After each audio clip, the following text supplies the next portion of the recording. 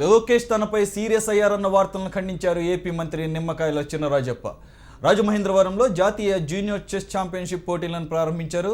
రాష్ట్ర వ్యాప్తంగా మండల స్థాయిలో స్పోర్ట్స్ స్టేడియాలు నిర్మించి క్రీడలను ప్రోత్సహిస్తామన్నారు. తనపై లోకేష్ సీరియస్ అయ్యారనడం కేవలం గోబెల్స్ ప్రచారం మాత్రమేనని కొట్టిపారేశారు చినరాజప్ప. సోషల్ మీడియాలో వస్తున్న వార్తలపై విచారణకు ఆదేశించామన్నారు.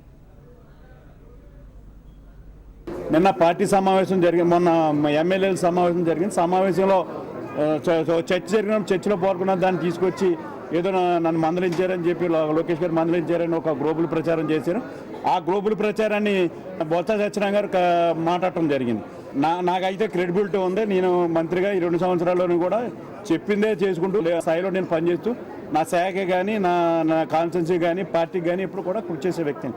చంద్రబాబు నాయుడు గారికి కుటుంబంలో ఒక సభ్యుడిని. చంద్రబాబు నాయుడు గారు నన్ను ఎప్పుడు ఏమన్నారు, ఎవరు నన్ను అనే పరిస్థితి అనిపించుకోను కూడా. ఎందుకంటే ఒక వ్యక్తిగతంగా ముందుకెళ్ళాలి, మంచి కార్యక్రమాలు చేయాలి, ప్రజలకు సంక్షేమ కార్యక్రమాలు చేయాలి, మా ప్రాంతాన్ని అభివృద్ధి చేసుకోవాలని దృష్టిలో పనిచేసే వ్యక్తి నేను. వీళ్ళు మాట్లాడే వాళ్ళ వ్యక్తులాగా కుంభకోణంలో కూరుకుపోలేదు, ఎవరి చేత అనిపించుకోలేదు, ఎప్పుడు కూడా అనిపించుకోను. నేను నా పని నేను చేసుకెళ్తాను. గ్లోబల్ ప్రచారం మానంటే